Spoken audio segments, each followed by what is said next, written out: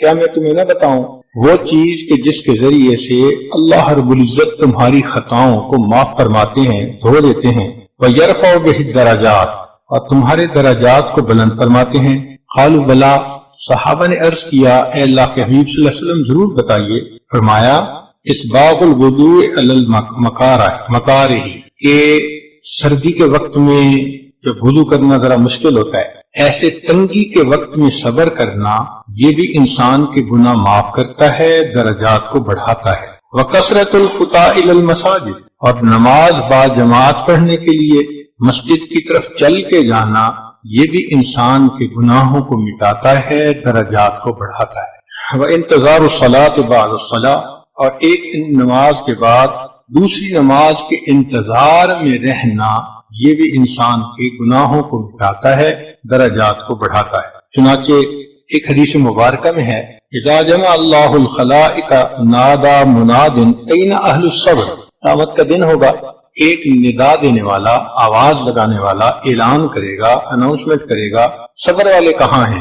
فیقوم ناس، کچھ لوگ کھڑے ہوں گے اور وہ فینطلقون سراعا الی الجنہ، جلدی سے جنت کی طرف وہ بھاگ پڑیں گے، چل پڑیں گے۔ فیلقاہم الملائکۃ فیقولون، ملائکہ ان کو ملیں گے اور یہ کہیں گے انا نراکم سراعا الی الجنۃ فمن انتم، ہم دیکھ رہے ہیں کہ تم بہت تیزی سے سپیڈ لگائے جا رہے ہو، بھائی تم ہو کون؟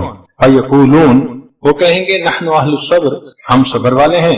فیقولون، وہ فرشتے پوچھیں گے وما صبرکم، تم نے کس چیز پہ صبر کیا؟ فیقولون، وہ کہیں گے کنا نصبر علی طاعت اللہ، ہم اللہ کی فرما برداری کرنے پر صبر کرتے تھے، وَكُنَّا نَصْبِرُ عَلَى مَعَاصِي اللَّهِ عن معاصی اللہ، اور ہم گناہوں سے بچنے میں بھی صبر کرتے تھے، یعنی نفس کو روکنا گناہ کرنے سے اور نفس کو مجبور کرنا نیکی کے کرنے پہ، دونوں صبر والی باتیں۔ تہجد میں اٹھنا کون سا آسان ہے، مجبور کرنا پڑتا ہے اپنے آپ کو، مشقت ہوتی ہے اس وقت میں اٹھنا۔ تو فرمایا کہ ہم یہ دونوں طرح کا صبر کرتے تھے، طاعات کرنے میں صبر، گناہوں سے بچنے میں صبر۔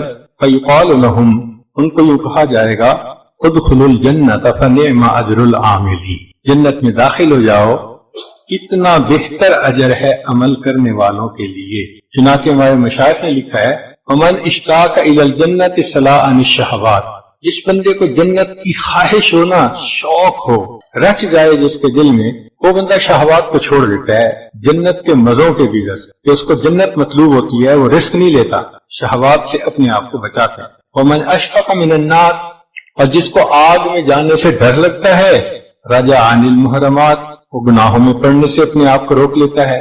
ومن زہد فی الدنیا تہاون بالمصیبات، یہ بندہ زہد اختیار کر لیتا ہے تو دنیا کی مصیبتیں اس پر آسان ہو جاتی ہیں۔ ومن اتقى الموت تسارع الی الخیرات، اور جو بندہ موت کا مراقبہ کرتا ہے تو وہ بندہ پھر نیکی کے کام میں جلدی کرتا ہے، دوڑ دوڑ کے نیکی کرتا ہے، بھاگ بھاگ کے نیکی کرتا ہے، تاکہ میں اپنی زندگی میں کچھ اعمال کر لوں۔ وہ نیکی کر کر کے تھکتا ہے اور تھک تھک کے پھر نیکی کرتا ہے، کیونکہ اس کو پتا ہوتا ہے کہ موت آنے والی ہے اور مجھے اس سے پہلے کچھ کرنا ہے۔ ہمارے حضرت مرشد عالم رحمۃ اللہ علیہ عمر کے آخری حصے میں تو فرمایا کرتے تھے کہ میرے لیے دن رات برابر ہو گئے ہیں۔ فرماتے تھے کہ تم کہتے ہو یہ دن ہے اور یہ رات ہے، میرے لیے سب ایک ہے۔ چنانچہ رات میں بھی کوئی آ جاتا تو بیان فرماتے، بیٹھے رہتے، ہم سوچتے بھئی کوئی نیند کا ماحول ہی نہیں۔ حیرت ہوتی اس بات پہ۔ اچھا، کئی دفعہ ہم سفر کر کے حضرت کے ساتھ مغرب عشاء کے وقت سفر شروع کیا اور آدھی رات کو وہاں پہنچے۔ اب اتنا نیند سے ہم بیدار کہ جی چاہتا تھا کہ بس اجازت ملے تو ہم کھڑے ہی سو جائیں، حالت ہماری ایسی ہوتی تھی۔ اور حضرت وہاں جا کے بیٹھ کے پھر قرآن کا آواز شروع کر دیتے۔ یا اللہ، سب اتنے تھکے ہوئے ہیں، ایسے لگتا تھا کہ واقعی ان کی نظر میں دن اور رات کا فرق نہیں تھا۔ اور حضرت یہ فرماتے تھے کہ انی دعوت قومی لیلا و نہارا، دن اور رات اس طرح اللہ کے دین کی دعوت دیتے تھے، نہ آرام کا خیال نہ کھانے کا خیال، اس طرح زندگی لگا دی۔ ایک دن مجھے فرمانے لگے کہ میں نے سالکین کو اتنی توجہ دی ہے کہ اب میری ہڈیاں بھی درد کرتی ہیں، اب میری ہڈیاں بھی درد کرتی۔ جب آخری وقت قریب تھا تو ڈاکٹروں نے کہا کہ آپ ریسٹ کریں، دوائی وقت پہ لیں، کھانے کا خیال رکھیں، فلاں رکھیں۔ تو حضرت ہر چیز کا بڑا خیال رکھتے تھے. تو حضرت کے بڑے صاحبزادے حضرت مولانا عبد الرحمن قاسمی رحمت اللہ علیہ بہت نیک نوجوان تھے، بہت باخدا اور باہمت نوجوان. وہ اپنے والد گرامی کے ساتھ کبھی کبھی بات بھی کر لیتے تھے کھل کے. تو جب حضرت بہت کھانے کا خیال رکھتے اور لیٹنے کا اور آرام کا اور دوائی کا، تو ایک دن کہنے لگے ابا جی ساری زندگی تو آپ نے اپنا خیال نہیں رکھا، اب آپ کو بڑا اپنا خیال ہو گیا ہے. ساری زندگی تو آپ نے اپنا خیال نہیں رکھا، اب آپ کو بڑا اپنا خیال ہو گیا ہے. تو حضرت نے یہ سنا تو لیٹے ہوئے تھے. فرمان لگے قاسمی اٹھ کے بٹھاؤ، مجھے اٹھا کے بٹھاؤ. تو حضرت قاسمی نے تکیہ لگا کر حضرت کو بٹھا دیا، قریب بلایا. فرمانے قاسمی ادھر آ. کہ جب قریب آیا تو فرمان لگے دیکھ مجھے اپنی جان شروع سے عزیز تھی، اللہ کی قسم اسی لیے میں نے اس کو پوری زندگی عزیز نہیں رکھا. مجھے اپنی جان شروع سے عزیز تھی اسی لیے میں نے پوری زندگی اپنی جان کو عزیز نہیں رکھا. تو یہ اللہ والوں کی عبادتیں ہوتی ہیں. حقیقت میں کو اپنی جان عزیز ہوتی ہے ان کو، مگر وہ یہ سمجھتے ہیں کہ عزیز کا مطلب آرام، عزیز کا مطلب اپنی جان کو مشقت میں ڈال کے اللہ کے ہاں درجہ پا کے چلے جانا، اس کو عزیز کہتے ہیں. قرآن مجید میں صبر کے بہت زیادہ فضائل بتائے گئے ہیں. ایک تو فلاح کو صبر کے ساتھ نفی کیا گیا، جیسے اصبروا وصابروا ورابطوا واتقوا اللہ لعلکم تفلحون، اس سے فلاح ملتی ہے. اور دوسرا مضاعفت اجر الصابرین، جو صبر کرنے والے کو اجر ملتا ہے وہ کئی گنا زیادہ ہوتا ہے. اللہ فرماتے ہیں انما یوفی الصابرون اجرہم بغیر حساب، کہ صبر کرنے والوں کو تو ہم بلا حساب اجر عطا فرماتے ہیں. سبحان اللہ. رب کریم اگر کہیں کہ بلا حساب اجر تو ذرا اندازہ لگائیں نا کہ کتنا اجر ہوگا. اللہ اکبر. پھر صبر کرنے والوں کو اللہ کی معیت ملتی ہے، ان اللہ مع الصابرین. پھر صبر کرنے والوں کو اللہ رب العزت مدد عطا فرماتے ہیں. استعینوا بالصبر والصلاۃ، اللہ کی مدد آتی ہے، اللہ کی مدد اترتی ہے. فرمایا بلا ان تصبروا وتتقوا ويأتوكم من فورهم هذا يمددكم ربكم. سبحان اللہ. یعنی فرشتوں کے نازل ہونے کی بشارت ان کو دے رہے ہیں کہ تم نے صبر کیا اس وجہ سے. بخمسۃ آلاف من الملائکۃ مسومین. نبی اسلام نے فرمایا ان النصر مع الصبر، کہ اللہ کی مدد تو صبر والے کے ساتھ ہے. تو جو صبر کرتا ہے اللہ کی مدد ملتی ہے، اور اس صبر کی وجہ سے اللہ کی حفاظت ہوتی ہے. چنانچہ فرمایا ان تصبروا وتتقوا لا يضركم كيدهم شيئا، اگر تم صبر کرو گے اور تقوی اختیار کرو گے، یہ تمہارے دشمن ہیں، حاسد ہیں، وہ تمہارا بال بیکا بھی نہیں کر سکیں گے. تمہیں اللہ کی حفاظت نصیب ہو جائے گی. اور جب صبر والے جنت میں داخل ہونے لگیں گے تو قرآن مجید میں فرمایا والملائکۃ یدخلون علیہم من کل باب سلام علیکم بما صبرتم فنعم عقبی الدار. صبر کی وجہ سے فرشتے بھی ان کو سلام، مبارکیں ایسے دے رہے ہوں گے. فرمایا کہ صبر ایمان والوں کے لیے بہتر ہے. وَإِنْ عَاقَبْتُمْ فَعَاقِبُوا بِمِثْلِ مَا عُوقِبْتُمْ بِهِ وَلَئِنْ صَبَرْتُمْ لَهُوَ خَيْرٌ لِلصَّابِرِينَ. چنانچہ صبر کے اوپر بڑا اجر ملتا ہے. إِلَّا الَّذِينَ صَبَرُوا وَعَمِلُوا الصَّالِحَاتِ أُولَئِكَ لَهُمْ مَغْفِرَةٌ وَأَجْرٌ كَبِيرٌ. کبیر کا لفظ استعمال فرمانا اندازہ کر سکتا ہے انسان کہ اللہ رب العزت کتنا زیادہ اجر فرمائے. فرمایا جعل الصبر من عزم الامور واصبر علی ما اصابک ان ذلک من عزم الامور. اور کامیابی کا وعدہ ان ایمان والوں کے ساتھ جو صبر کرتے ہیں. چنانچہ بنی اسرائیل والوں نے فرعون کی جو تکالیف تھی اس کے اوپر صبر کیا. اللہ فرماتے ہیں وَتَمَّتْ كَلِمَةُ رَبِّكَ الْحُسْنَى عَلَى بَنِي إِسْرَائِيلَ بِمَا صَبَرُوا. تو دیکھو صبر کی وجہ سے اللہ کی یہ نعمتیں ان کو ملی. پھر صبر کرنے والے سے اللہ محبت فرماتے ہیں واللہ یحب الصابرین. پھر صبر کرنے والا ہی اللہ کی نشانیوں سے سبق پاتا ہے. فرمایا ان فی ذلک لآیات لکل صبار شکور. اس لیے حضرت ایوب علیہ السلام نے بیماری پہ صبر کیا. اللہ رب العزت نے قرآن مجید میں عجیب الفاظ سے تعریف فرمائی.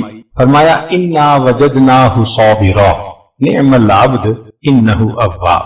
میرا کتنا اچھا بندہ تھا، میری طرف رجوع کرنے والا تھا. سبحان. کہتے ہیں کہ کسی نے ایوب علیہ السلام سے جب بیماری ختم ہو گئی تو اس کے بعد پوچھا تھا کہ حضرت آپ کی بیماری کا وقت اچھا تھا یا اب اچھا ہے؟ اب تو صحت ہو گئی. نعمتیں واپس مل گئی، تو وہ وقت اچھا تھا یا یہ اچھا ہے؟ تو فرمان لگے کہ بیماری کا وقت بہتر تھا۔ ان کا ہے یہ کیا بات ہوئی کہ بیماری کا وقت بہتر تھا؟ کہنے لگے ہاں جب بیمار تھا صبح ہوتی تھی اللہ تعالیٰ پوچھتے تھے ایوب تیرا کیا حال ہے، اور اس ہم کلامی کا یعنی جو الہام فرماتے تھے مزہ مجھے شام تک رہتا تھا، جب شام ہوتی تھی دوبارہ تعزیت فرماتے تھے ایوب تیرا کیا حال ہے۔ بیماری تو چلی گئی مگر اللہ کی جو وہ باطن کی ہم کلامی تھی اس کا مزہ مجھے اب بھی تڑپا دیتا ہے۔ اللہ کی رحمت کی نظر ہوتی ہے، ماں کا بیٹا رو رہا ہو تو ماں کو کتنا ترس آتا ہے۔ ایسے جو انسان پریشان حال ہو مصیبت میں ہو تو اللہ رب العزت کو بھی اس بندے کے اوپر ترس آتا ہے۔ اس لیے فرمایا کہ انہ سبحانہ حکم بالخسران لمن لیس لہ صبر وتواصوا بالحق وتواصوا بالصبر۔ پھر میمنہ والے وہی ہوں گے جو اہل صبر ہوں گے، وتواصوا بالصبر وتواصوا بالمرحمہ اولئک اصحاب المیمنہ۔ فرمایا کہ ہم صبر والوں کو بہترین جزا دیں گے، وَلَنَجْزِيَنَّهُ الَّذِينَ صَبَرُوا أَجْرَهُمْ بِأَحْسَنِ مَا كَانُوا يَعْمَلُونَ۔ پھر فرمایا کہ الفوز بالجنہ انی جزیتہم اليوم بما صبروا انہم هم الفائزون۔ حدیث مبارکہ میں ہے کہ قیامت کے دن اللہ تعالیٰ صبر والوں کے نام اعمال کو نہیں تولیں گے۔ ویسے تو اصولاً سب کے نام اعمال تولے جائیں گے، مگر کچھ ایسے بھی تو خوش نصیب ہے نا کہ جو بلا حساب جائیں گے، تو ان کے تو نام اعمال نہیں تولیں گے، وہ تو ایسے ہی جائیں گے۔ تو صبر والے بھی انہی میں سے ہیں کہ بنا حساب کتاب چلو بھائی۔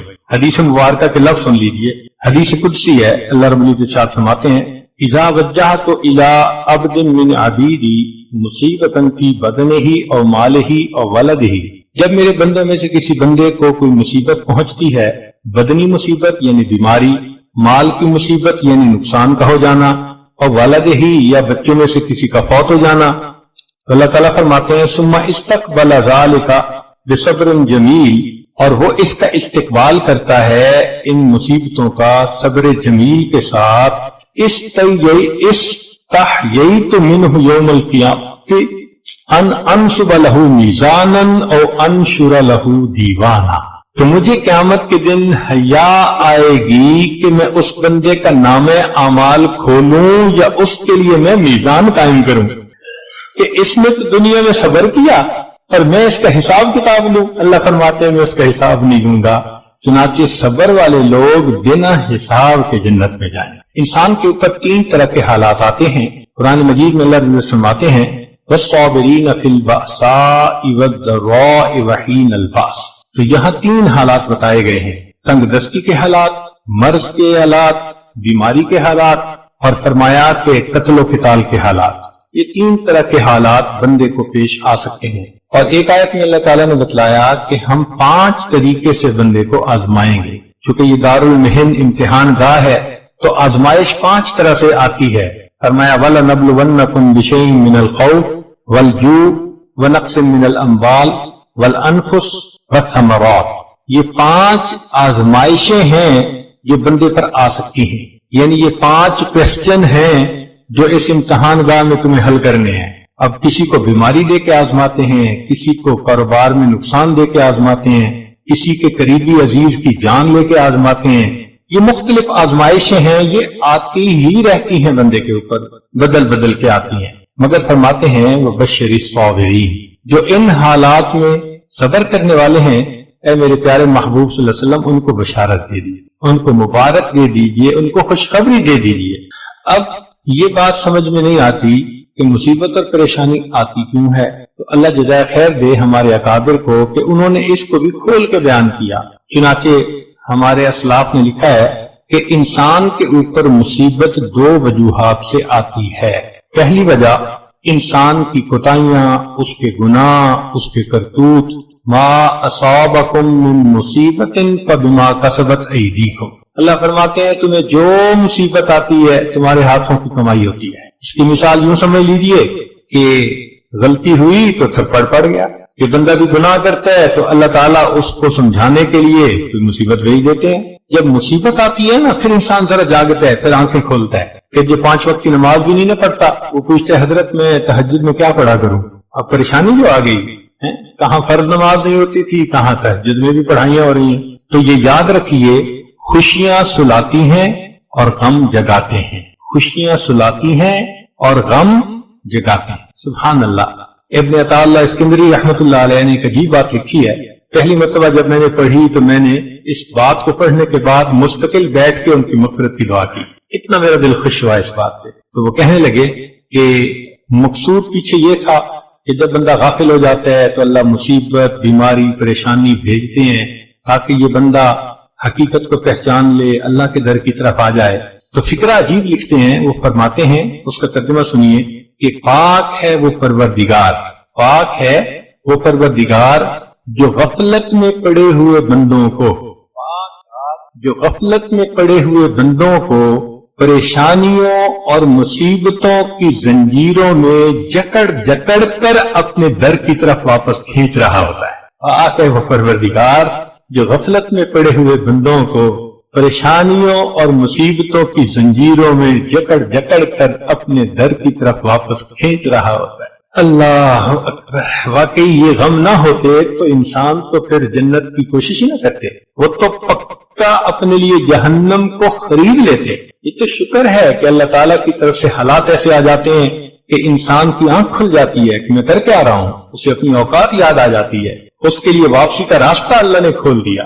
तो वाकई अल्लाह रब्बुल इज्जत का बड़ा फजल और करम है कि अल्लाह ताला बंदे के गुनाहों पर उसको दुनिया ही में सजा दे देते हैं और उसको अपनी तरफ मुतवज्जे कर लेते हैं। कई मर्तबा ये सजा, ये मुसीबत, ये गुनाहों की वजह से नहीं आती, दर्जात बढ़ाने के लिए आती है। मिसाल के तौर पे बंदे ने दुआ मांगी, अल्लाह मुझे क़यामत के दिन अपने महबूब के कदमों में जगह अता फरमा दे। दुआ कबूल हो गई। अब अमल तो है नहीं कि कदमों में जगह मिले, तो कैसे मिलेगी? तो अल्लाह रब्बुल इज्जत उसके लिए बहाना बनाते हैं, कोई बीमारी भेज दी, कोई मुसीबत भेज दी, कोई परेशानी भेज दी। और इन मामूली बातों पे जब वो बंदा सब्र कर लेता है, इस सब्र को बहाना बनाकर अल्लाह उसकी उस तमन्ना को पूरा फरमा देते हैं। तो आने वाली मुसीबत हमेशा बुरी तो नहीं होती, कई मर्तबा उसमें फायदे भी होते हैं। भाई देखें, हर तकलीफ बुरी नहीं होती, कई तकलीफ तो ऐसी होती है कि बंदा उस तकलीफ को बर्दाश्त भी करता है और तकलीफ देने वाले को पैसे भी देता है। आप बताएं कि अगर आपके जिस्म पे कोई बड़ा फोड़ा हो और डॉक्टर के जनाब इसका ऑपरेशन करना है, फीस अदा करेंगे, हॉस्पिटल की फीस भी देंगे, सर्जन की भी फीस देंगे, वो करेगा क्या? वो चीरेगा। सुभान अल्लाह। चीर फाड़ के पैसे दे रहे हैं और बाद में शिफा होती है तो उसको दुआएं भी दे रहे होते हैं। तो तकलीफ पहुंचाने वाले को पैसे भी देते हैं, दुआएं भी देते हैं। इसलिए तकलीफ हमेशा बुरी नहीं होती, इसलिए दुआएं देते हैं, पैसा देते हैं कि ये छोटी तकलीफ खत्म हो जाती है, बड़ी तकलीफ से बंदे को बचा लेती है। इसी तरह अल्लाह ताला भी कई मर्तबा बड़े अजाब से बचाने के लिए अपने बंदों पे छोटी तकलीफ भेज देते हैं। हम चूंकि कोताह नजर हैं, हम उसको महसूस नहीं कर पाते कि भाई इसमें हमारे लिए फायदा क्या था, इसमें हमारे लिए हिकमत क्या थी। हम बस जरा सी परेशानी मुसीबत आई तो वावेला मचाना शुरू कर देते हैं। अच्छा ये देखें कि बेसब्री का फायदा क्या होता है? मुसीबत तो टलती नहीं जो आ चुकी होती है। हाँ, इतना जरूर होता है कि उस मुसीबत पे जो अजर मिलना था वो अजर मिलना बंद हो जाता है। मुसीबत पे जो अजर मिलना था अजर ही बंद हो जाता है। तो फिर बेसब्री का फायदा क्या हुआ? इससे तो बेहतर था इंसान सब्र करता, तो इसकी वजह से अजर का तो उम्मीदवार होता ना। तो फरमाया पहली बात, मा असाबकुम मिन मुसीबतिन फबिमा कसबत ऐदीकुम, और दूसरा फरमाया मा असाब मिन मुसीबतिन फबिइज़्निल्लाह, जो मुसीबत तुम्हें पहुंचती है अल्लाह के इल्म से, अल्लाह की मर्जी है, अल्लाह आजमाइशी भी भेज देता है। चुनांचे अंबियाए कराम पर जो मुसीबतें आई वो उनके दर्जात बढ़ाने के लिए आई, कुर्ब के आला तरीन दर्जात मिले, वो इसलिए थी। अब मुसीबत आने की वजूहात तो समझ में आ गई। चुनांचे एक ख्याल ज़हन में आता है कि अगर मुसीबत आ जाए तो क्या करना चाहिए। उसूल समझ लें कि बंदे को मुसीबत मांगनी नहीं चाहिए, कभी भी ना मांगे। अल्लाह ताला को बहादुरी दिखाने की जरूरत नहीं है, हिम्मत ताकत दिखाने की जरूरत नहीं है, आजिज़ी करने की जरूरत है। अल्लाह मैं आजिज़ बंदा हूँ, मैं मुतहम्मिल नहीं हो सकता, मेरे साथ आफियत का मामला कीजिए। तो मुसीबत मांगे नहीं, और अगर आ जाए तो वावेला न मचाएं, अब उसके ऊपर सब्र कर ले। मगर कुरान मजीद ने तरीका बता दिया कि भाई ये मुसीबत कम कैसे हो सकती है। मिसाल के तौर पे कोई फौत हो गया तो शरीयत कहती है कि उस वक्त तुम यूं कहो, इन्ना लिल्लाहि व इन्ना इलैहि राजिऊन। इन अल्फाज के पढ़ने से दिल को तसल्ली हो जाती है। اچھا معنی بھی دیکھ لیجئے ذرا اس کے، انا للہ، اس کا معنی یہ ہے کہ ہم اللہ کے ہیں، ہم اللہ کی ملک ہیں، اللہ ہمارا مالک ہے۔ تو بھئی مالک کو اختیار ہوتا ہے نا، کسی چیز کو اوپر کی سٹوری پہ رکھ دے یا نیچے کی سٹوری پہ رکھ دے، تو یہ تو مالک کا اختیار ہے، کوئی کہہ تو نہیں نہ سکتا تو جی آپ نے کرسی خریدی اس کو اوپر کی سٹوری پہ کیوں رکھا، تو جی آپ نے اس کرسی کو بیسمنٹ میں کیوں رکھا، وہ کہے کہ مالک ہوں، جب تک چاہوں اوپر رکھوں، جب تک چاہوں بیسمنٹ میں ڈال دوں۔ تو اللہ ہمارے مالک ہیں، جب تک چاہیں گے زمین کے اوپر رکھیں گے، جب چاہیں گے اس کی بیسمنٹ میں ڈال دیں، قبر میں پہنچا دیں گے۔ تو کوئی کچھ کہہ سکتا ہے کہ کیوں بچے کو جوانی میں موت آ گئی، لڑکپن میں موت آ گئی؟ بھائی مالک کی مرضی ہے۔ تو انا للہ، ان دو لفظوں نے یہ میسج دے دیا کہ تم اتنے بے صبر کیوں ہو رہے ہو؟ جس کی ملک تھی اس کا اختیار تھا، اس نے جب تک دنیا میں رکھا اور جب چاہا دنیا سے اگلے جہان میں پہنچا دیا۔ تو انا للہ کے الفاظ پڑھ کر وہ جو غم ہوتا ہے وہ تھوڑا کم ہو جاتا ہے۔ اب اگلی بات کہ دل کہتا ہے کہ اللہ ملک آپ کی تھی، ملکیت تھی، آپ نے بیٹا ماں سے تو لے لیا، مگر ماں کا تو دل دکھتا ہے نا، اور ملاقات کا دل چاہتا ہے، تو ماں کیا کرے؟ تو اللہ نے بتلا دیا کہ دیکھو ملاقات کی دو صورتیں ہیں، ایک تو یہ کہ وہ واپس آ جائے تمہارا بیٹا، یہ پاسبل نہیں کہ مرنے کے بعد کوئی واپس آئے۔ ہاں ایک صورت یہ ہے کہ اپنے وقت پہ جب تم مرو گے تو ہم تجھے اس سے ملا دیں گے، یہ ملاقات کی دوسری صورت پاسبل ہے، اس لیے فرمایا کہ انا للہ و انا الیہ۔ تو پڑھنے والے کو تسلی ہو رہی ہوتی ہے کہ اچھا وہ اگر گیا ہے تو میں نے بھی تو جانا وہی ہے نا۔ اچھا عجیب بات ہے کہ جب سفر دونوں کا ہونا پھر کوئی پریشانی نہیں ہوتی۔ مثال کے طور پہ چھوٹی بچی ہے حنانا، وہ روتی ہے، وہ چاہتی ہے کہ بس میں اپنے بڑوں کے ساتھ رہوں۔ ایک دفعہ آنا تھا اس کو چھوڑ کے، اس نے تو رو رو کے بے حال ہو گئی، ترس آتا تھا اس کو دیکھ۔ ہم نے سوچا کہ بھئی ہم اس کو آئندہ اس طرح نہیں چھوڑیں گے، تو ہم نے اگلی دفعہ اس کے لیے بھی عمرے کی ٹکٹ کروا لی یا حج کی ٹکٹ تھی۔ مگر اللہ کی شان کہ ہماری سیٹ 3 دن پہلے کی تھی اور اس کی سیٹ 3 دن بعد کی تھی۔ اب اس کی ماں نے اس کو سمجھانا شروع کر دیا کہ ہم نے بھی جانے اور دادا ابو نے بھی جانے، فلاں نے بھی جانے، مگر ان کی فلائٹ پہلے ہے، ہماری بعد میں، ہم بھی جا رہے ہیں۔ 3 دن اس بچی کو جب یہ سمجھاتے رہے تو ہم حیران ہوئے کہ اس بچی نے ایئرپورٹ پہ ہنستے ہوئے ہمیں الوداع کیا۔ وہ بچی جس نے پہلے ہنگامہ کیا تھا، سمجھ نہیں آتی تھی کہ اس کے آنسو کیسے روکیں، اب اس بچی نے اتنا اچھا بہیو کیا۔ ریزن کیا تھی؟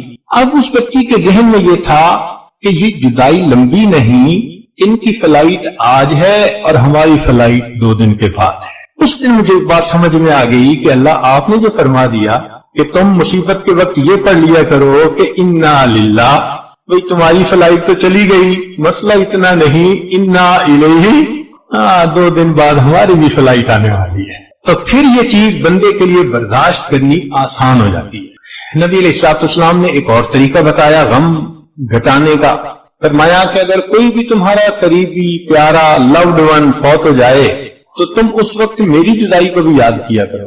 حدیث پاک اذا اصیب احدکم بمعصیۃ بمصیبۃ فلیذکر مصیبۃ بی، کہ جب تم میں سے کسی کو کوئی مصیبت پہنچے تو وہ میری جدائی والی مصیبت کو یاد کر لے، کیونکہ وہ مصیبت تو اعظم المصائب، بڑی مصیبتوں میں سے سب سے بڑی مصیبت۔ صحابہ رضوان کے لیے نبی علیہ الصلوۃ والسلام کی جدائی سے بڑی مصیبت اور کوئی نہیں تھی، اس سے بڑا دکھ نہیں تھا۔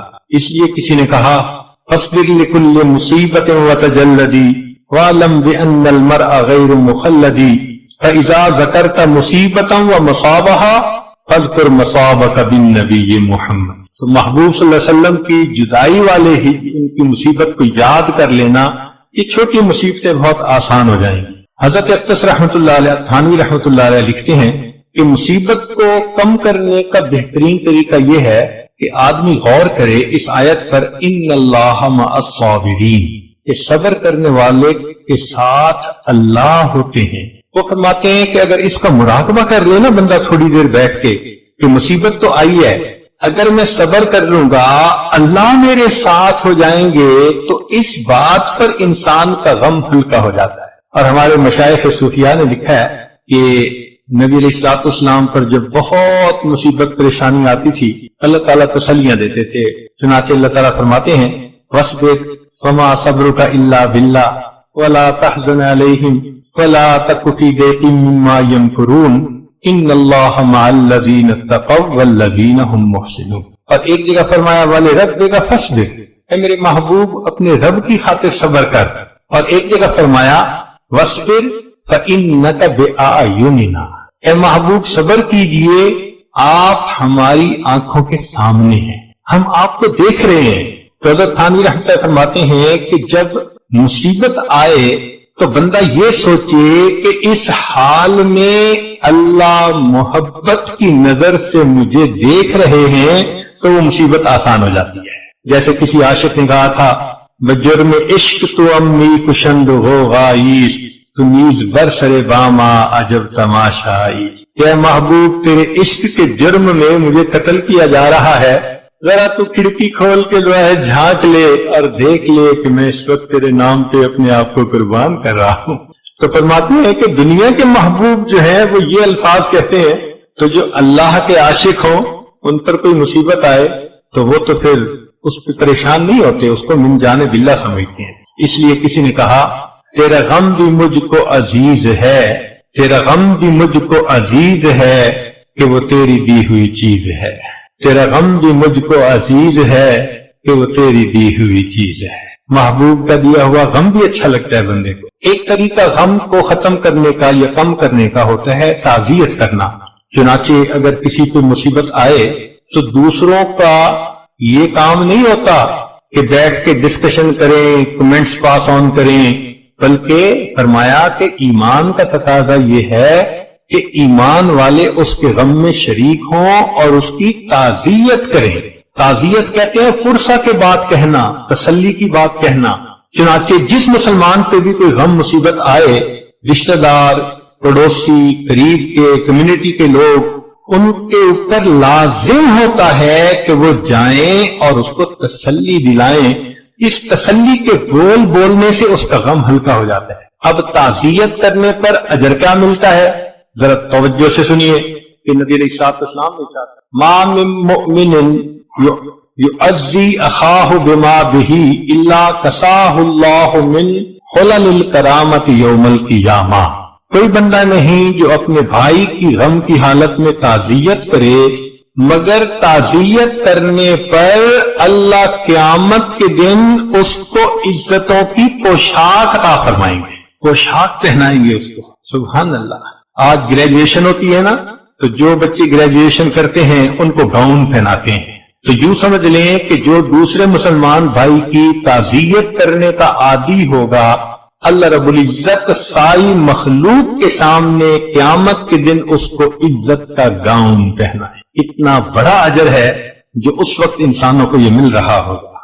چنانچہ سیدنا عباس عنہ جب فوت ہوئے تو ایک بدوی آیا دیہاتی، اور اس نے عبداللہ ابن عباس عنہ کو تعزیت کی. تو تعزیت عجیب الفاظ میں کی، کہنے لگا اصبر نکن بکا صابرین فانہا انما صبر الرعیت بعد صبر الرأسی، کہ آپ صبر کریں کیونکہ آپ کے صبر پر ہم صبر کریں گے، اس لیے کہ رعیت کا صبر ان کے امیر اور حاکم کے صبر کے اوپر ہوتا ہے.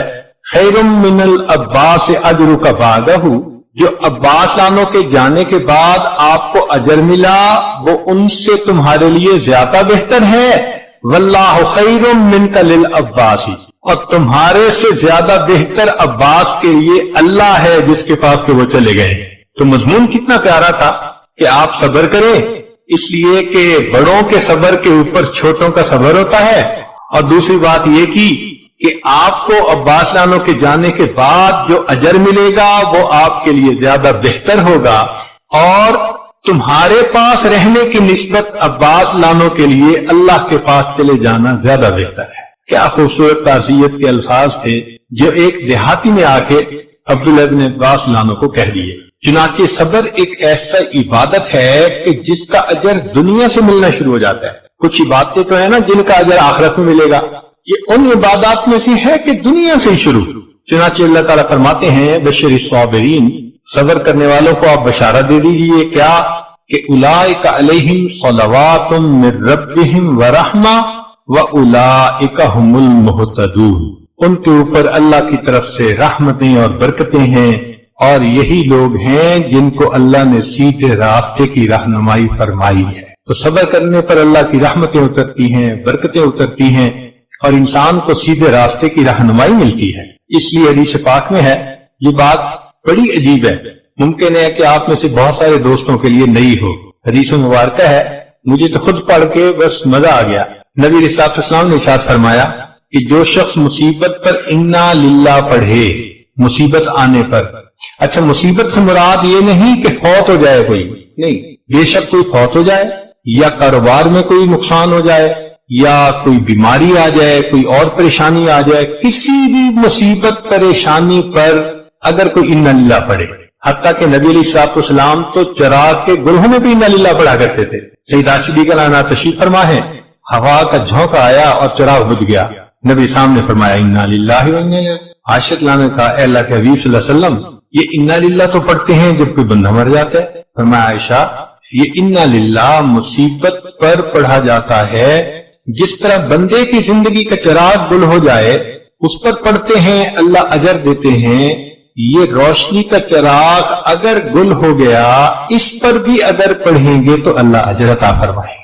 جو اللہ اتنا مہربان ہو کہ چراغ کے بجھنے پہ اجر دیتا ہے، وہ کیا پریشانی ہوتی ہے، چھوٹی سی بات ہے نا، معمولی سی، اس پر بھی انا للہ پڑھے تو ثواب ملتا ہے۔ سبحان اللہ۔ اب ذرا سنیے کہ جو مصیبت پر انا للہ پڑھے اس کے لیے اللہ تعالیٰ جنت میں گھر بنوا دیتے ہیں۔ جو مصیبت آنے پر صبر کرے تو کیا ہوتا ہے، اللہ تعالیٰ اس کے لیے جنت میں گھر بنا دیتے ہیں۔ اب یہاں تک تو بات معمول کی تھی، مگر حدیث پاک کا اگلا حصہ سنیے کہ فرمایا کہ جب کبھی اس مصیبت کو یاد کر کے بعد میں وہ بندہ دوبارہ انا للہ پڑھتا ہے، اللہ اس کو صدمہ اولا کے برابر اجر عطا فرماتے ہیں۔ اب دیکھو والدین تو فوت ہوئے آج سے 10 سال پہلے، اس وقت تو واقعی صدمہ تھا، لیکن اگر اس وقت صبر کیا تو صبر والے کا اللہ نے اکاؤنٹ کھول دیا۔ بھائی تم نے صبر کیا نا، اس کو کہتے ہیں بے حساب اجر کہ اکاؤنٹ کھول دیا۔ اچھا بھائی اگر تمہیں زندگی میں تمہیں کبھی یاد بھی آئے نا، اور یاد آتے ہی تم پھر انا للہ پڑھو گے، جتنا اجر اس وقت دیا تھا اتنا اجر اس وقت پھر عطا فرما دیں گے۔ سبحان اللہ، سبحان اللہ۔ عجیب مضمون ہے کہ اس کو پڑھ کے تو بندہ حیران ہو جاتا ہے۔ اب جو جتنی مرتبہ یاد آئے اتنی مرتبہ پڑھے۔ اب دیکھیں، ماں تو پتہ نہیں اپنے بیٹے کو ہزاروں دفعہ یاد کرتی ہے، کتنا اجر پاتی ہوگی وہ، ذرا غور تو کریں۔ ایک حدیث مبارکہ میں ہے کہ جب بندہ فوت ہوتا ہے، نماز اس کے دائیں جانب، زکوٰۃ بائیں جانب، احسان اس کے اوپر سایہ کر لیتا ہے۔ صبر کہتا ہے کہ اس ساتھی کو ہر صورت عذاب سے بچانا ہے، اگر تم میرے ساتھ رہے تو ٹھیک، ورنہ میں اکیلا ہی اس کو عذاب سے بچانے کے لیے کافی ہو جاؤں گا۔ نامہ میں فرمایا تاشوی در روزگار صابراں، غم مکن از دیدن سختی گراں، در بلا وقتے کے صابر نیستی، نزد اہل صدق شاکر نیستی، بے شکایت صبر تو باشد جمیل، باکسے کم کن شکایت از خلیل، گرہمی داری فرح دارا انتظار، در بلا جد صبر نبود ہیچکار۔ اگر تو چاہتا ہے کہ اللہ رب العزت کے ہاں سے تیرے لیے فرح آئے، خوشی آئے، اور اس کا تو انتظار کر رہا ہے، تو تجھے چاہیے کہ صبر کر، اس لیے کہ ان مع العسر یسرا۔ اسی حدیث پاک میں ہے کہ جب کوئی بندہ بیمار ہوتا ہے تو اللہ تعالیٰ فرشتوں کو فرماتے ہیں کہ دیکھو میرا یہ بندہ بیمار ہو گیا، جو صحت کے زمانے میں یہ معمولات کرتا تھا اب یہ نہیں کر سکے گا، تم اس کا اجر اسی طرح لکھتے رہنا، اسی طرح لکھتے رہنا۔ اور پھر دوسری بات یہ کہ اس کی ہر کروٹ کے بدلنے پر بھی اجر لکھنا، اور فرمایا کہ یہ کراہے گا، ہر کراہنے کے اوپر سبحان اللہ پڑھنے کا اجر لکھنا۔ اللہ اکبر، سبحان اللہ۔ مومن کے کیا مزے ہیں، نعمت ملے تو شکر ادا کرو تو بھی جنت، اور غم آئے صبر کرو تو بھی جنت۔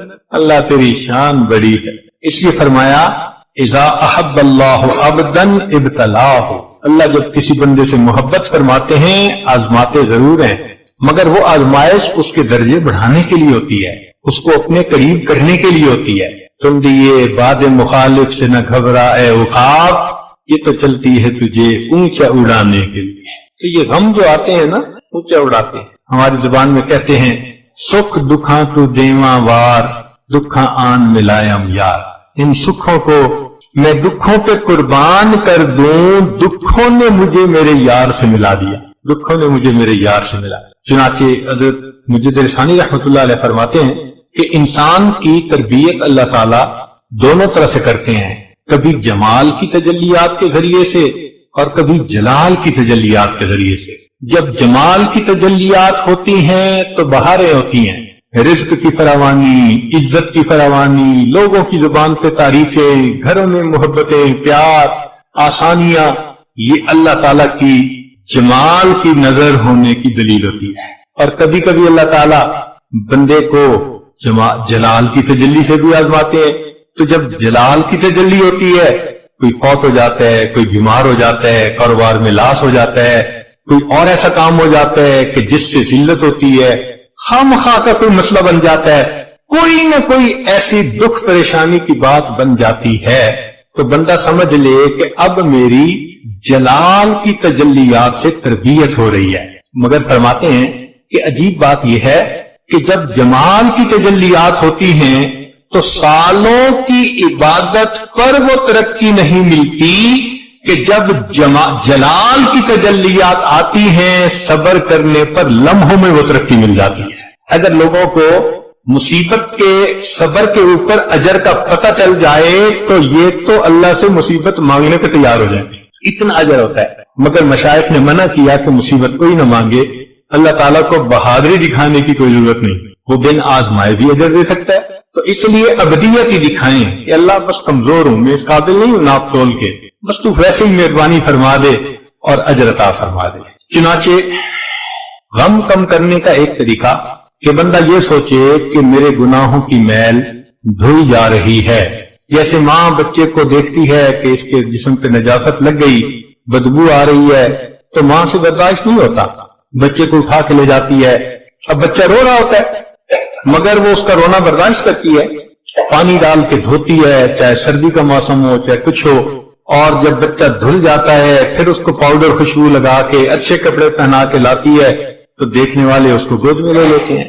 یہی معاملہ اللہ رب العزت بھی بندے کو دیکھتے ہیں کہ میرے بندے نے یہ خطا کی، یہ گناہ کیا، یہ گناہ کیا، اب میل زیادہ ہو چکی، اب اس کو صابن لگانے کی ضرورت پیش آ گئی، تو پھر اللہ تعالیٰ غم کا صابن بھیج دیتے ہیں۔ تو اس وقت بے صبری کا مظاہرہ نہیں کرنا چاہیے، ورنہ جو بے صبری کا مظاہرہ کرتا ہے اللہ پہلے سے بڑی مصیبت بھیجتے ہیں، اور بے صبری کرتا ہے اس سے بھی بڑی مصیبت آتی ہے۔ اس کی مثال ایسے سمجھیں کہ جیسے باپ بچے کو سمجھانا چاہتا ہے کہ یہ سوری کر لے، تو پہلے تو اس کو بلا کے کہتا ہے کہ تم نے غلطی کیوں کی، نیت ہوتی ہے کہ میرے کہنے پر ہی سوری کر لے تو معاف کر دوں گا۔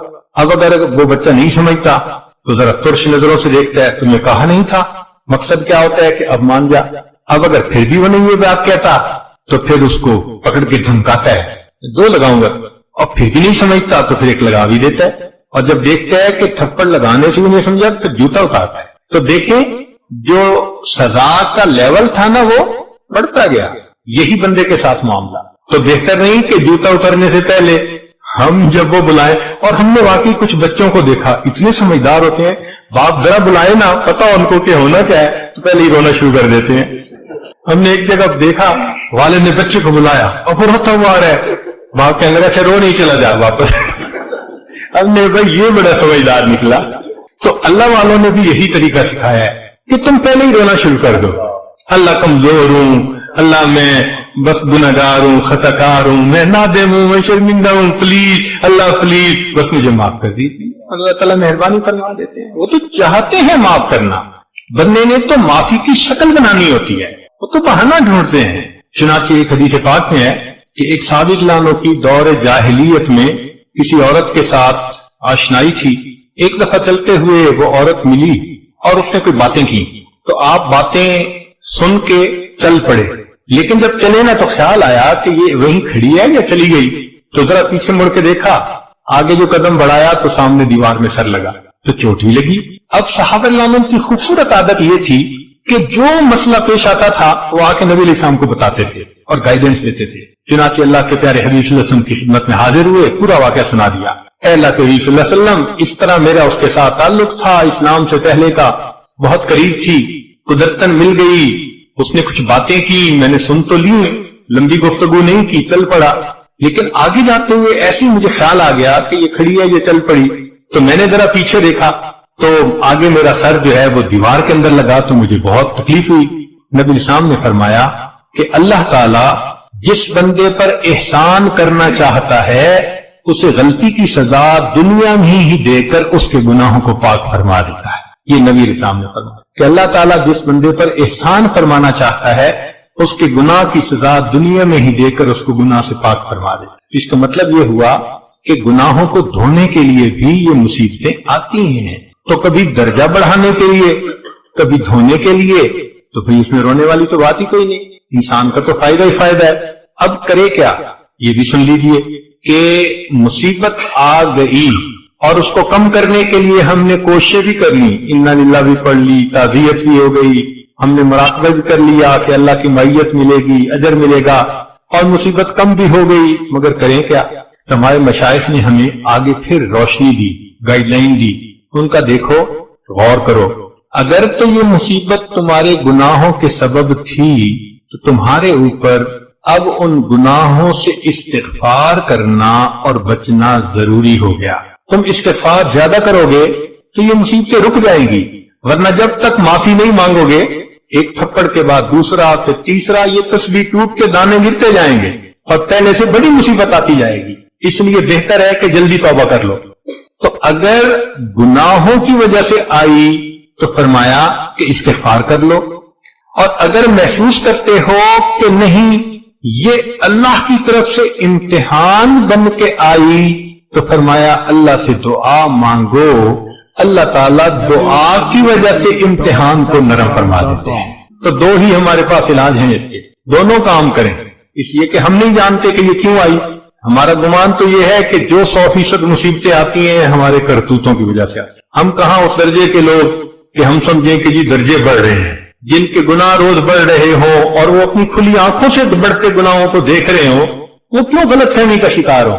تو اس لیے ہمارے گناہ تو, ہماری تو مصیبتیں گناہوں کی وجہ سے ہیں. اس لیے اب ہمیں استغفار بھی کرنا چاہیے اور اللہ سے دعا بھی کرنی چاہیے کہ اللہ ہم اس قابل نہیں, لیکن تو ہمیں ثابت قدم فرما دے, ہمارے لیے اس مصیبت کا برداشت کرنا آسان فرما دے. نبی علیہ السلام نے صحابہ عنہ کی ذہن سازی فرمائی, صحابہ عنہ کی ذہن سازی فرمائی کہ بھئی ایسے نہیں کہ بھئی بالکل پریشانی گھر میں نہیں ہونی چاہیے. دنیا میں کوئی جنت تھوڑی ہے کہ پریشانی نہیں ہوگی, پریشانیاں تو آئیں گی, یہ تو معمول کی زندگی ہے.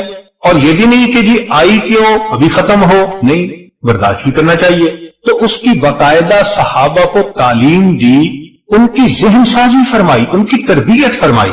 ذرا غور کیجئے, ایک انصاری عورت آئی, آ کے کہنے لگی اے اللہ کے وسلم بخار آتا ہے اور میں بہت کمزور ہو گئی ہوں اور میں بخار سے بہت پریشان ہوں, آپ میری شفا کی دعا مانگیں. نبی الاسلام نے فرمایا تم چاہو تو میں بخار ختم ہونے کی دعا کروں اور تم چاہو تو تمہیں جنت ملنے کی دعا کروں. وہ کہنے لگی اللہ کے حبیب صلی اللہ علیہ وسلم جنت کی دعا کر دے, میں کوئی رسک نہیں لینا چاہتی. تو نبی الاسلام نے فرمایا اللہ اس کو جنت عطا فرمائے. اب بخار دور ہونے کی دعا نہیں کی, بات سمجھتے ہیں نا, سمجھایا کہ دیکھو چھوٹی سی پریشانی ہے, اس کو برداشت کر لو, اللہ کی طرف سے. اس کو کہتے ہیں تقدیر پہ راضی رہنا سکھایا کہ بھئی خوشیوں پہ بھی تو تم آرام کرتے ہو, اللہ کی طرف سے جب آتی ہیں تو اگر پریشانی آ گئی تو اب ویلا کرنے کی کیا ضرورت ہے, ابھی برداشت کر لو. تو اس لیے اس کو یہ بات سمجھائی کہ چاہو تو شفا کی دعا کر دیتا ہوں اور چاہو تو میں جنت کی دعا کر دیتا ہوں. ایک اور عورت آئی, اس عورت کو مرگی کی بیماری تھی. اس نے کہا اللہ کے حبیب صلی اللہ علیہ وسلم عمر بڑی ہو گئی ہے, مرگی کا دورہ پڑتا ہے تو میں اس وقت انکانشیس ہو جاتی ہوں اور میرا تو سطر بھی کھل جاتا ہے, کئی دفعہ چادر بھی ہٹ جاتی ہے, تو مجھے بہت پریشانی ہے, آپ میرے لیے مرگی کے ختم ہونے کی دعا کریں. نبی اسلام نے فرمایا تم چاہو تو مرگی کے ختم ہونے کی دعا کروں اور چاہو تو اس کے بدلے جنت ملنے کی دعا کروں. اس نے کہا اللہ کے نبی صلی اللہ علیہ وسلم جنت ملنے کی دعا کریں مگر اتنا ہو جائے کہ مجھے مرگی کا دورہ پڑے تو میرا سطر نہ کھلے. نبی علیہ السلام نے فرمایا اچھا میں اس کی دعا کروں. اب مرگی جیسی بیماری اور اس پر بھی صبر، یعنی صبر کرو. تو گویا نبی علیہ السلام نے ذہن سازی فرمائی کہ دیکھو ان مصیبتوں کا آنا تمہارے لیے آخرت کے بڑی درجات کا باعث ہے. تمہیں سمجھ ہی نہیں لگی، تم سالوں کی عبادت سے وہ درجہ نہیں پا سکتے جو چند لمحوں کی اس مصیبت کی وجہ سے اللہ تمہیں عطا فرما دے. اس لیے صرف ایک ذہن نہ بناؤ. اب سنیے، زید بن ارقم رضی اللہ تعالیٰ عنہ نبی شام کے پاس آئے. اللہ کے حبیب صلی اللہ علیہ وسلم نے فرمایا زید جب میں فوت ہو جاؤں گا تو بعد میں ایک وقت آئے گا کہ تمہاری بینائی چلی جائے گی. اب بتائیں کسی بندے کو اندھا ہونے کی بات بتاؤ تو کیا عجیب خبر ہے. تو زید بن ارقم رضی اللہ عنہ کو نبی صاحب نے فرمایا زید جب میں دنیا سے چلا جاؤں گا تو تمہارے پر وقت آئے گا کہ تمہاری بینائی چلی جائے گی. تو وہ سن کے خاموش ہو گئے. فرمایا زید اس وقت تم کیا کرو گے؟ جواب دیا اے اللہ کے حبیب صلی اللہ علیہ وسلم میں صبر کروں گا. نبی صاحب نے فرمایا اچھا اگر تم صبر کرو گے میں تمہیں بغیر حساب جنت میں داخلے کی خوشخبری دیتا ہوں. تو ثابت ہوا نا کہ اللہ کے حبیب صلی اللہ علیہ وسلم نے تربیت فرمائی، ذہن سازی فرمائی کہ دیکھو یہ بیماریاں، پریشانیاں، مصیبتیں زندگی کا حصہ ہے، کیوں اتنا واویلا کرتے ہو؟ کافر کی اور مسلمان کی زندگی میں یہی تو بنیادی فرق ہے. تو کافر ہوتا ہے چھوٹی بات پہ ہنگامہ کر لینا، کیا ہو گیا کیوں ہو گیا، اس لیے کہ اس کا تو کوئی پروردگار نہیں ہے، وہ تو مانتا نہیں ہے کسی کو. اور ہمارا تو پروردگار ہے اور حالات کو لانے والا وہی ہے، وہ مغیر الاحوال ہے. تو اس لیے ہمیں صبر کرنا چاہیے. پھر نبی علیہ السلام کی جو یہ تربیت تھی نا، اس تربیت نے صحابہ کو کیا کنن بنا دیا تھا. ذرا سن لیجئے کہ سیدنا معاذ رضی اللہ تعالیٰ عنہ ان کو طاعون کی بیماری ہو گئی. اب یہ جو طاعون کی بیماری ہے نا اس میں انسان کا گلا جو ہے نا یہ گھٹتا ہے، درد ہوتی ہے. تو معاذ رضی اللہ عنہ کو جب طاعون کی بیماری ہوئی اور اس کا گلا گھٹتا تھا تو وہ اونچی آواز سے کہتے تھے اللہ تو جتنا چاہتا ہے میرا گلا گھونٹ لے، تیری عزت کی قسم تو جانتا ہے میں ابھی بھی تم سے محبت کرتا ہوں. اللہ محبوب صلی اللہ علیہ وسلم کی تربیت کیا کام آئی کہ اللہ تو جتنا چاہتا ہے میرا گلا گھونٹ لے، تیری عزت کی قسم میں ابھی بھی تم سے محبت کرتا ہوں. سبحان اللہ، سبحان اللہ کو کتنا پیار آتا تھا ہے، ان پہ کتنا پیار آیا ہوگا کہ اس بیماری اور اس حال میں یہ میرا بندہ کہہ رہا ہے میں اس حال میں بھی تجھ سے محبت کرتا ہوں میرے اللہ. اللہ اکبر. مرد تو مرد تھے، عورتوں کے بھی دل نبی علیہ الصلوۃ والسلام نے بہت بڑے بنا دیے تھے. ام سلیم رضی اللہ تعالیٰ عنہ عورت ذات ہیں، خاوند پردیش میں ہے، پیچھے بیٹے کی ولادت ہوئی اور جب جس رات خاوند نے پہنچنا تھا چند گھنٹے پہلے بیٹے کی وفات ہو گئی. اب بتائیں ماں بیٹے کی وفات پر کیا کرتی ہے؟ کوئی پوچھ کے روتی ہے تو شور مچ جاتا ہے، اس کے تو آنسو اس کے قابو میں نہیں ہوتے. مگر یہ وہ صحابیہ تھی کہ جس کو نبی علیہ السلام کا پڑھایا ہوا سبق یاد تھا، تو جانتی تھی کہ صبر کے اوپر اجر ملتا ہے. اب اس نے سوچا میں رہوں گی، میرا خاوند پردیش سے آئے گا اور آتے ہی اسے بچے کی موت کی خبر ملے گی تو وہ مسافر پہنچتے ہی پریشان ہوگا اپنے گھر پہ، تو اس کا دل دکھے گا، تو میں بیوی کا کیا فائدہ. اس نے بیٹے کی وفات کی بات کو اپنے دل میں رکھا، نہلا دیا، بچے کے اوپر کپڑا ڈال دیا اور خود بن سنور کے تیار ہو گئی. ذرا غور کیجئے، میاں آئے، پوچھا میں اتنے مہینے پہلے گیا تھا تو آپ اس وقت حاملہ تھیں، کیا بنا؟ اللہ نے بیٹا دیا تھا. ان کا بیٹا کہاں ہے؟ کہنے لگا بڑا پرسکون ہے. اب پرسکون کا لفظ ایسا کہہ دیا جو زو مانا تھا کہ خاوند سمجھا سویا ہوا ہے، چلو بھائی رات کا وقت ہے، صبح اٹھیں گے تو ملاقات کر لیں گے. اور وہ تو کہہ رہی تھی کہ پرسکون ہے، مرنے کے بعد پرسکون ہو جاتا ہے بچہ. تو خاوند کو نہیں اندازہ ہوا، چنانچہ انہوں نے کھانا کھایا. پھر رات کا جو وقت تھا میاں بیوی نے بات چیت کی، حتیٰ کہ اس رات وہ اکٹھے بھی ہوئے، ملے بھی صحیح. ذرا تصور کیجئے جس ماں کے بیٹے کی لاش چارپائی پہ سامنے پڑی ہو، کیا سینے میں دل ہے اس کا کہ اپنے خاوند کی خوشی کی خاطر وہ اپنے خاوند کے ساتھ وقت گزار رہی ہے. اس کا دل تو رو رہا ہوگا نا اندر سے بچے کی جدائی پہ، اس کے دل کی کیا حالت ہوگی. قربان جائیں صحابیات نے نبی اسلام کی تعلیمات کو کیسے قبول کیا. چنانچہ جب خاوند اپنی ضرورت سے فارغ ہو گیا، ریلیکس ہو گیا، سو بھی لیا، صبح اٹھا تو صبح مسجد میں جانے سے پہلے وہ پوچھتی ہیں اگر کوئی آدمی کسی کو امانت دے اور پھر کچھ عرصے کے بعد واپس مانگے تو کیا کرنا چاہیے؟ اس نے کہا بھائی امانت دے اور واپس مانگے تو واپس دینی چاہیے. کہنے لگے خوش ہو کے دینی چاہیے یا غمزدہ ہو کے؟ ان کا خوش ہو کے دینی چاہیے. کہنے لگے اچھا. پھر اللہ نے بھی آپ کو بیٹے کی امانت عطا فرمائی تھی. اللہ نے آپ کے پہنچنے سے کچھ دیر پہلے وہ امانت واپس لے لی. آپ بخوشی جائیں اپنے بیٹے کو قبر میں ڈال کر اللہ کی امانت اللہ کے سپرد کرائیں. یہ عورت کہتی ہے سبحان اللہ سبحان اللہ. حق ادا کر دیا نبی علیہ السلام کی صحبت کا. حق ادا کر دیا. ہم نے تو ابھی مصیبتوں کو دیکھا ہی نہیں. ہم نے تو ابھی مصیبتوں کو دیکھا ہی نہیں. یہ کیا مصیبتیں ہوتی ہیں؟ کسی رشتہ دار قریبی کا فوت ہونا، بیمار ہونا، دکھ پریشانی، یہ تو معمول کی چیزیں ہیں. لوگوں پہ تو ایسی ایسی پریشانیاں آتی ہیں. اللہ نبی اسلام نے بنی اسرائیل کی ایک عورت کا واقعہ بتایا کہ طواف کر رہی تھی. کتابوں میں یہ واقعہ لکھا ہے، شاید کسی بزرگ نے بتایا ہوگا ہاں کہ وہ طواف کر رہی تھی اور کہہ رہی تھی اللہ میں اس حال میں بھی تجھ سے راضی ہوں. بار بار یہ لفظ کہہ رہی تھی اے اللہ میں اس حال میں بھی تجھ سے راضی ہوں. پھر تھوڑی دیر بعد کہتی تھی اللہ اس حال میں بھی میں تجھ سے راضی ہوں. تو جب طواف کر چکی تو کسی نے پوچھا آپ کیا بات کر رہی تھی؟ تب اس نے اپنی کہانی سنائی. کہنے لگی میرے 3 بیٹے، تینوں بچپن لڑکپن کی عمر میں تھے. میں گھر کے اندر تنور میں روٹیاں پکا رہی تھی. ایک دن پہلے میرے خاوند نے بکری گھر کے اندر ذبح کی تھی تو میرے بچے نے بڑے نے اس کو ذبح کرتے دیکھا تھا. اب وہ خاوند نے چھری اندر کہیں رکھ دی. وہ بڑے بچے کو نظر آ گئی تو وہ بڑا بھائی اپنے چھوٹے بھائی کو کہنے لگا تمہیں پتہ ہے ابو نے بکری کو ذبح کیا تھا؟ اس نے کہا اچھا. اس نے کہا میں تمہیں بتاؤں کیسے ذبح کیا تھا؟ اب وہ بچے کھیل میں تو جو درمیانہ تھا وہ کہنے لگا بتاؤ. اس نے درمیانے بھائی کو لٹا لیا. اب بچے کو نہیں پتا تھا کہ وہ چھری کتنی تیز ہے.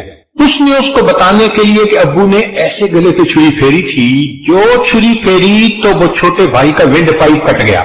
اب جب ونڈ پائپ کٹا تو وہ تڑپنے لگا اور جب تڑپا تو آواز آئی تو کہنے لگی کہ میں بھاگی. اندر جا کے دیکھا تو اس وقت تک میرے بیٹے کا سانس بند چکا تھا. میرے بیٹے کا سانس بند چکا تھا. تو میں بچے کو اٹھا کے کٹا ہوا گلا لا کے باہر چارپائی پہ میں نے لٹایا.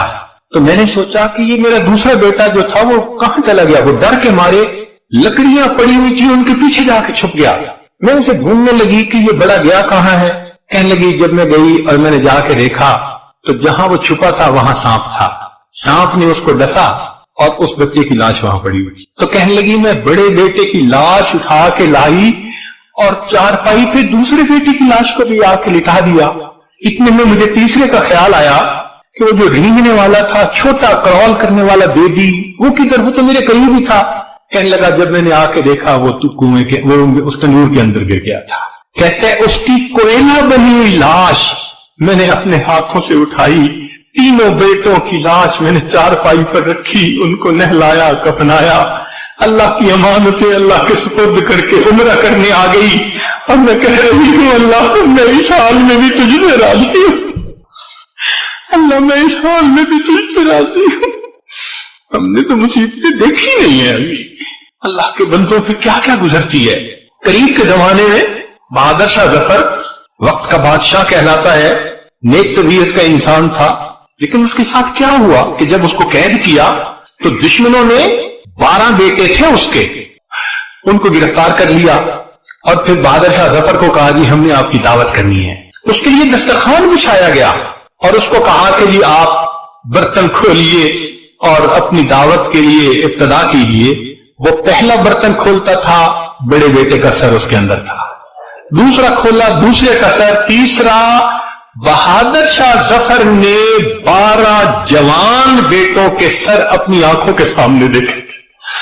اس پر اس نے کہا تھا نہ کسی کی آنکھ کا نور ہوں، نہ کسی کے دل کا قرار ہوں، جو کسی کے کام نہ آ سکے میں وہ ایک مشت غبار ہوں. کوئی مجھ پہ آنسو بہائے کیوں، کوئی مجھ پہ دیپ جلائے کیوں، کوئی مجھ پہ پھول چڑھائے کیوں، میں وہ بے کسی کا مزار ہوں. میرا رنگ روپ بدل گیا، میرا یار مجھ سے بچھڑ گیا. میرا رنگ روپ بدل